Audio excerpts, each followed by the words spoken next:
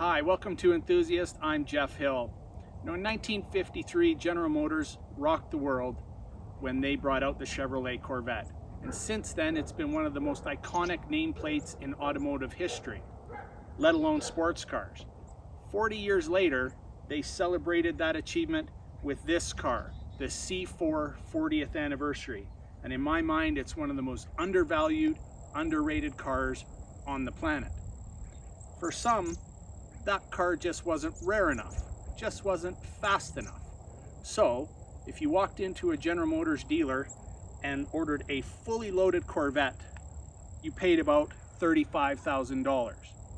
If you checked one box, the Sports Performance Package ZR1, you basically doubled the cost of that car. And there it is, 40th anniversary ZR1, and today we're going to have a good look at both. So in 1993, General Motors made just over 20,000 Corvettes. 6,700 of those were the 40th anniversary. Now what's interesting is in 1993, all Corvettes had 40th anniversary on their headrest, embroidered on the headrest, but only the 40th anniversaries were this striking ruby red metallic with matching leather. You can always tell a 40th anniversary because it has the little emblem on the side of the car, and the center caps are body colored. Same with the ZR1, 40th anniversary, but it says ZR1. 6,700 produced, pretty low production numbers. 448 ZR1s in 1993, and only 245 were made in the anniversary ruby red metallic. You want to talk about rare, here it is. To the untrained eye, these Corvettes are essentially twins. The Corvette enthusiast can tell the difference almost immediately, but there are some subtle changes. The high mount brake light, standard on the ZR1. The script, different color versus on the base car, a body colored. Of course, the little badge down the bottom, but the most telling difference is the width. This is a dramatically wider car if you look at the bums, and you can usually tell right here on either side of the license plate. Here we have a world-class sports car, and the extra width is needed to create a world-class supercar.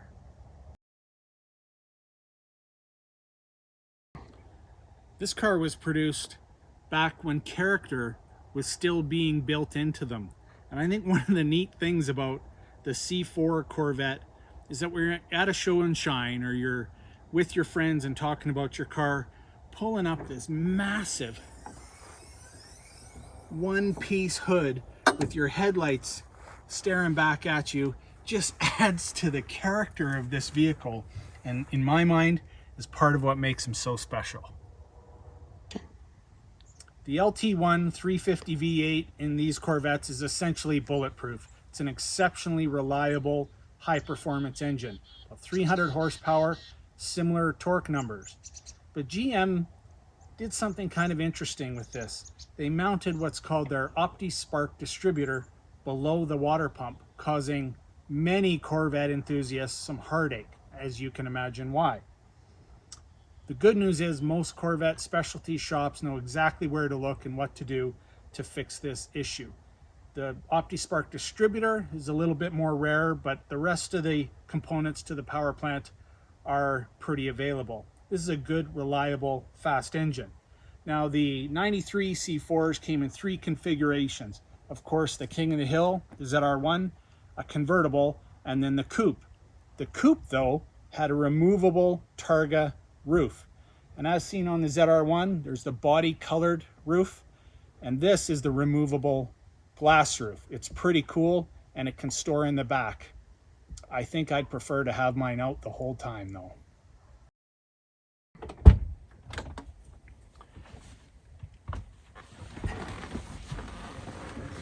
Well, getting in a C4 is not necessarily for everybody. We've got these big sills on the left, and I think your more portly Americans might have had some trouble, which is maybe why the car was a little bit maligned.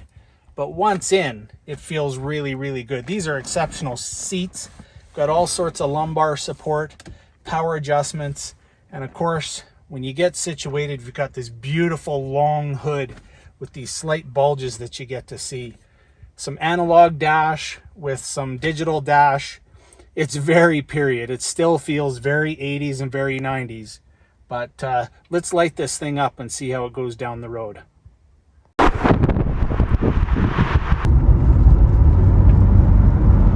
So we're motoring along. Corvette has 3 suspension modes: Tour, Sport, and Performance. Right now we're in Tour, and it feels like pretty lazy, pretty casual. Go into a nice twisty bend. It's still relatively flat here and soaks up the bumps pretty well. But the good news is we have a couple of other modes here. Switch it in Sport, and you can already feel the difference. It's handling the bumps differently. It's starting to lay a little more flat.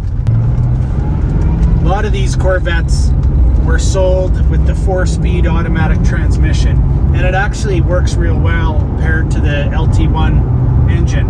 So now we're doing about 80 kilometers an hour, and maybe we need to pull up to pass. Kick it down.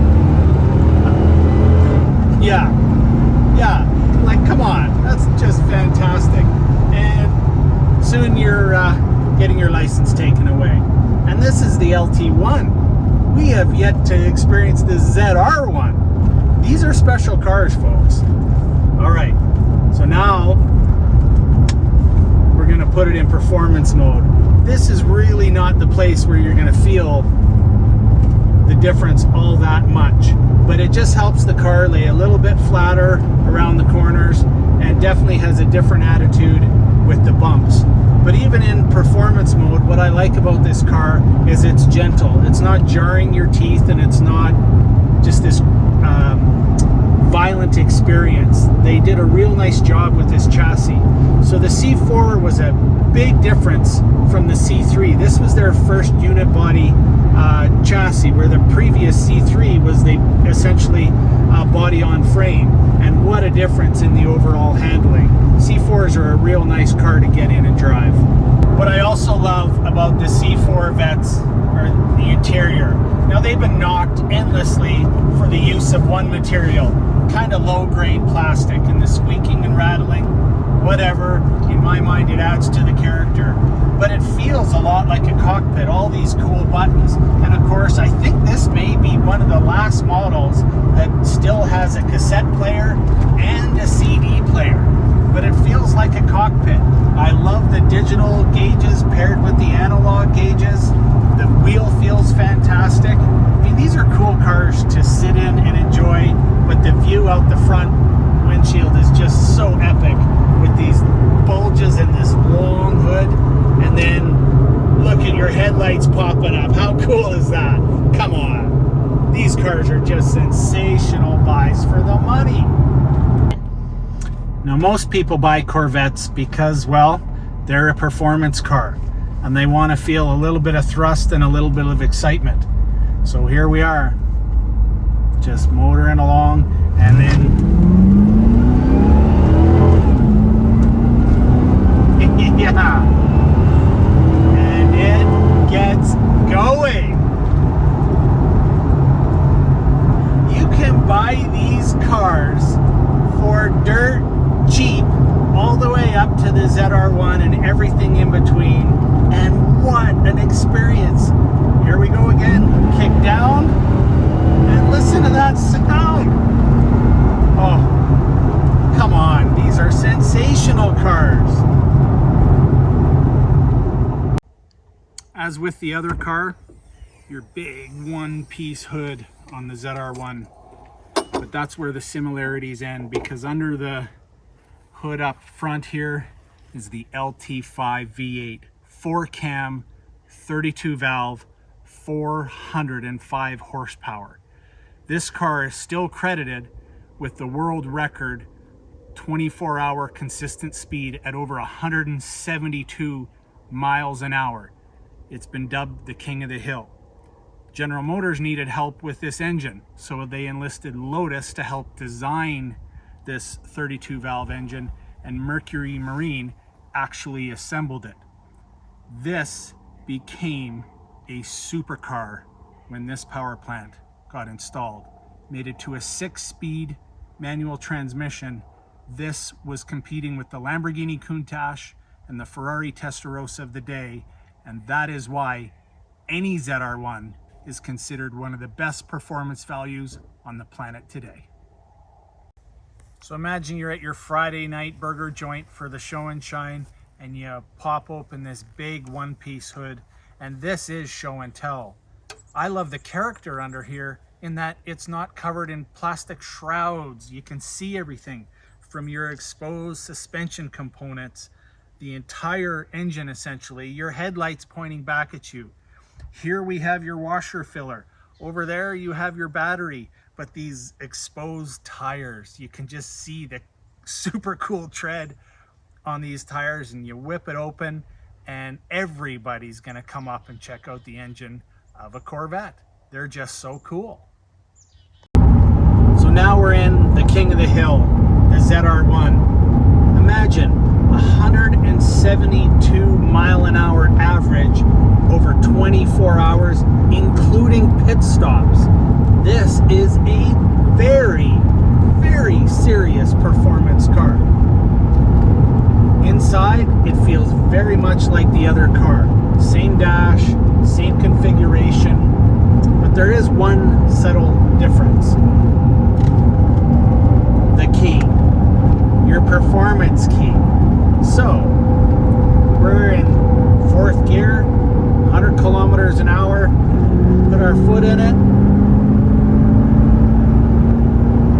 Feels just like the other car. Quick, very quick. Long gears on this car. But the difference is the key. We're gonna put her in, turn it to full, and now we unleash the king of the hill. 3rd gear.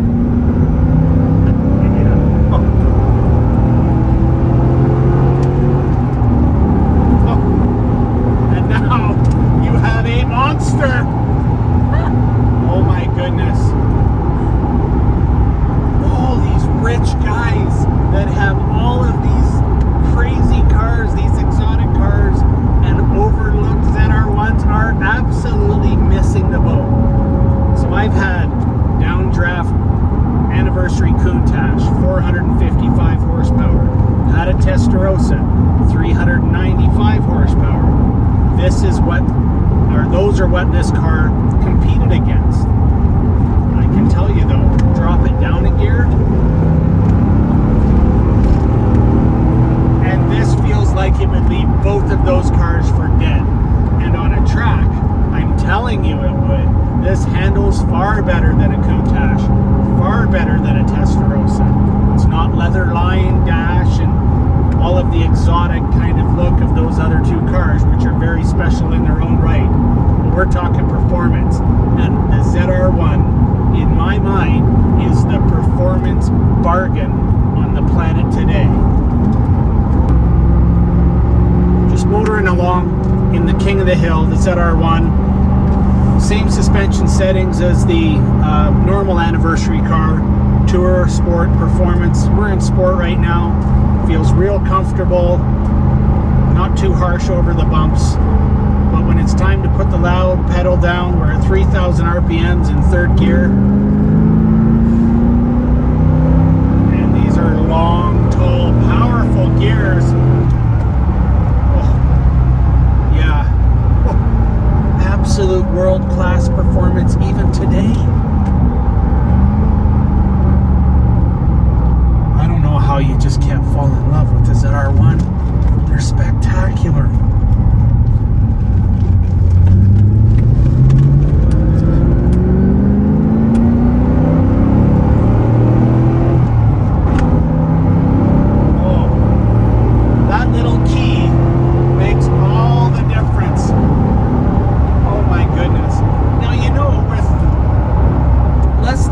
7,000 of the ZR1 ever made. That's less than the Ferrari Testarossa, okay? This car, for this performance, is so undervalued. Yeah, it's not made of aluminum and not leather lined, but what do you want as far as experience goes? This is what the General Motors engineers decided they want to have for a supercar experience. It's much like a Porsche 911. Everything looks very similar between the turbo and the normally aspirated car, but the performance is miles apart, and that's this car compared to the LT1 normal anniversary car.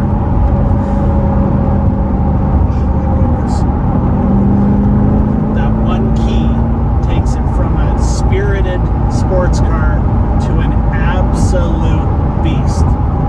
This is why they call it King of the Hill.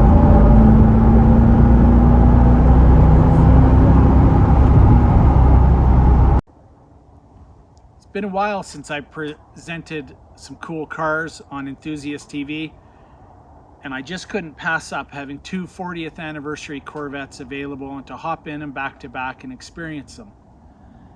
I was fortunate enough to be able to get a C8 Corvette the first year, and the experts had suggested that because that car was now mid-engine, the old generations were going to tank in value. And that just wasn't the case. The rising tide raises all ships, and values of Corvettes have been strong and have since gone up. The C4, though, I think is still the undiscovered gem, especially the ZR1. Performance bang for the buck, unrivaled anywhere in the world, in my opinion. But if that's a little too dear for you, you have to consider your standard C4 Corvette. And I just love the ruby red metallic 40th anniversary car. They're smooth, they're beautiful, they're quick, they're fun, and they have character. I just don't know how you can't love a Corvette. For Enthusiast, I'm Jeff Hill. Thanks for watching.